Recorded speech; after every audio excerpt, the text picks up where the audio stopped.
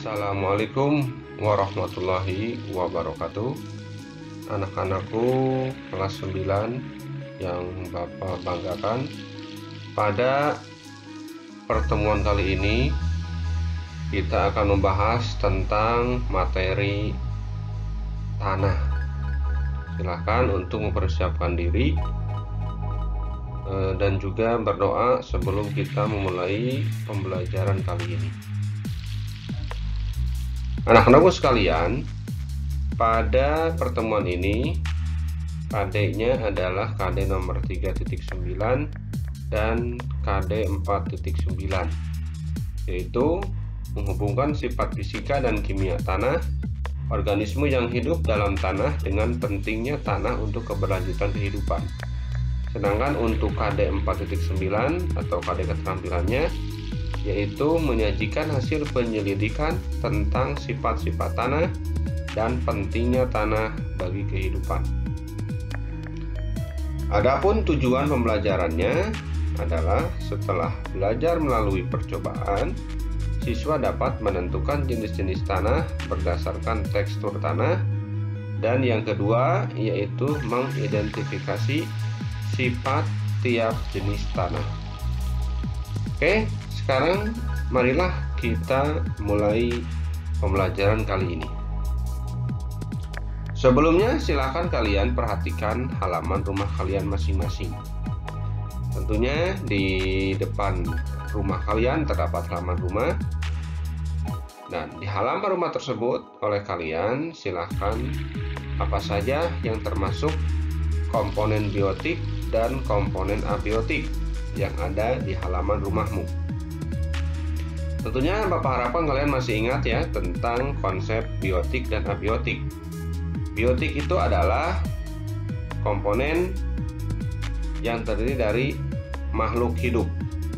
Sedangkan komponen abiotik adalah komponen yang bukan makhluk hidup. Yang bukan makhluk hidup seperti batu, pasir, tanah, sinar matahari, dan sebagainya. Sedangkan komponen biotiknya seperti tanaman, hewan kecil, hewan unggas, itu adalah salah satu contoh jenis komponen biotik. Nah, sekarang coba kalian lihat organisme apa saja yang ada di dalam tanah. Tentunya kalian bisa melihat ya bahwa di atas tanah itu ada makhluk hidup. Nah, seperti cacing, kemudian ada semut, kemudian ada tumbuhan juga ya. Nah, itulah organisme-organisme yang ada di dalam tanah. Kemudian apa sih peranan tanah itu? Nah, di sini ternyata peranan tanah itu sangat penting sekali bagi keberlangsungan makhluk hidup.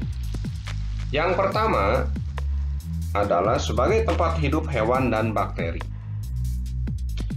Tentunya kalian masih ingat bahwa hewan-hewan apa saja yang tadi ditemukan ya, yang ditemukan di halaman rumah. Tentunya ada semut, ada belalang, ada ayam ya, kemudian ada tumbuhan. Nah, tanah ini sehingga berfungsi sebagai tempat hidup bagi berbagai macam hewan. Selain hewan, terdapat juga di tanah itu bakteri, meskipun bakteri tersebut tidak dapat kamu lihat pada saat pengamatan. Dan yang kedua, peranan tanah adalah penunjang kesehatan. Tentunya di atas tanahlah kamu bisa bermain sepak bola ya, meskipun sekarang ada rumput sintetis juga. Berbagai aktivitas manusia bisa kalian lakukan di atas tanah. Rumah manusia pun berada di atas tanah. Nah, yang ketiga, peranan tanah bagi makhluk hidup adalah sebagai penyedia dan penyaring tanah.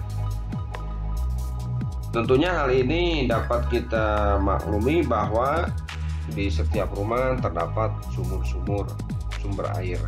Tentunya sumber air tersebut didapatkan dengan cara dibor atau ada juga dengan cara menggalinya sehingga keluarlah air di dalam tanah. Selain sebagai penyedia tanah juga, selain penyedia air, tanah juga sebagai penyaring air. Sehingga air-air dari aliran sungai kemudian dari air hujan itu akan disaring lewat pori-pori tanah, sehingga nanti ada sumur aliran sungai bawah tanah. Itulah hasil dari penyaringan air. Nah, selain peranan tanah tersebut, ada juga peran organisme tanah. Nah, yang pertama adalah sebagai dekomposer. Dekomposer ini artinya menguraikan bahan-bahan organik yang berasal dari sisa-sisa makhluk hidup. Itu adalah organisme yang ada di dalam tanah atau di atas tanah, sebagai pengurai makhluk hidup atau bahan-bahan organik. Kemudian yang kedua adalah sebagai pereaksi kimia dalam tanah. Tentunya kalian mengetahui tentang bakteri Nitrobacter yang terlibat dalam reaksi penguraian materi organik kompleks yang berasal dari sisa makhluk hidup menjadi senyawa nitrat, senyawa yang dibutuhkan oleh tumbuhan. Kemudian yang ketiga adalah sebagai pengurai polutan dalam tanah. Nah, organisme tanah pun dapat berperan sebagai agen biologis yang mampu membersihkan polutan dalam tanah. Nah, organisme tanah yang menguraikan bahan kimia yang masuk ke tanah, contohnya adalah herbisida. Nah, herbisida inilah yang bisa menguraikan unsur racun dan polutan seperti arsenik, kromium, dan juga merkuri, sehingga terakumulasi di dalam tubuh bakteri tersebut. Kemudian yang keempat adalah sebagai pencegah penyakit tanah. Sebagai pencegah penyakit tanah, organisme inilah yang menjadikan pengganti sebagai pupuk. Secara alami, organisme yang ada di dalam tanah memanfaatkan prinsip pengendalian biologis, yaitu mangsa dan pemangsa, sehingga organisme yang mengganggu tanah dapat terkendali. Yang kelima adalah sebagai pemberi pengaruh pada tekstur tanah.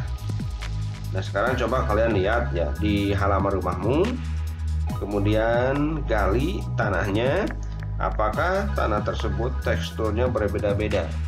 Bisa di depan, di samping rumah, di belakang rumah, atau di sekitarmu saja. Lihat berbagai macam tekstur tanah pasti berbeda-beda. Apa saja komponen-komponennya? Nah, ada tanah dari pasir, tanah liat, ada tanah yang berdebu. Nanti itu kalian silakan lakukan percobaan untuk menentukan apakah ini tanah liat, tanah lempung, atau tanah berpasir. Nah, yang terakhir, peranan organisme itu adalah sebagai pengatur kegemburan dan struktur tanah. Tentunya organisme tanah membantu terbentuknya struktur tanah, sehingga struktur tanah ini merupakan susunan butiran-butiran tanah yang terikat satu sama lain menjadi suatu gumpalan. Nah, butiran-butiran tanah inilah direkatkan oleh suatu perekat seperti bahan organik yang dihasilkan oleh organisme tanah. Lendir yang dihasilkan oleh organisme tanah ini akan bercampur dengan tanah dan membuat butiran tanah berkumpul membentuk gumpalan-gumpalan tanah. Itulah pengatur kegemburan dan struktur tanah. Nah, sekarang mari kita lakukan percobaan, yaitu mengamati struktur tanah. Kalian persiapkan tanah yang diambil dari berbagai tempat, kemudian satu buah mangkok, kemudian 1 liter air, 1 lembar plastik atau kertas, dan 1 buah penggaris. Langkah kerjanya, kalian carilah tanah dari berbagai tempat yang berbeda-beda. Ambillah tanah, kemudian letakkan dalam mangkuk, kemudian bentuk menjadi bola, dan tambahkan air sedikit demi sedikit ke dalam tanah hingga tanah menjadi lembab. Nah, setelah tanah dalam mangkuk mulai lembab, cobalah membuat pilinan tanah yang panjang dan pipih seperti pita. Gunakan ibu jari dan telunjuk untuk menekan sehingga dapat membentuk menjadi pipih. Nah, kemudian setelah dipilin, cocokkan hasil pilihan tanahmu dengan kriteria sebagai berikut. Jika tanah dapat dibuat menjadi pita yang panjang dan tipis, maka disebut tanah liat. Kemudian jika tanah dapat dibentuk menjadi pita panjang tetapi dapat patah dengan mudah, itu namanya tanah lempung liat. Sedangkan tanah sulit dibentuk menjadi pita panjang maka disebut tanah lempung. Nah, jika tanah tidak dapat dibuat pita, nah itu disebut tanah pasir. Nah, setelah dipilih dan menentukan nama pilihan tanahmu, silahkan sekarang pegang dan rasakan tekstur tanahnya. Kemudian cocokkan hasil pilihan tanahmu dengan kriteria yang lebih detail. Jika tanah terasa halus, tambahkan kata berdebu pada nama tanah. Jika tanah terasa sedikit berpasir, jangan tambahkan kata berdebu atau kata berpasir pada tanah. Jika tanah terasa sangat berpasir, tambahkan kata berpasir. Gitu ya. Nah, silakan dicoba didiskusikan pertanyaannya. Nah, itu kemudian setelah selesai melakukan percobaan, silahkan dikirimkan kepada Bapak Guru hasil pengamatannya dan pengidentifikasian struktur tanah. Sekian materi kali ini. Jalan-jalan ke Surian, lewatnya ke Wanasari. Jangan lupa membeli durian. Bapak ucapkan terima kasih. Spensasur, super, santun, unggul, peduli, religi. Terima kasih. Wassalamualaikum warahmatullahi wabarakatuh. Tetap semangat dan sehat selalu.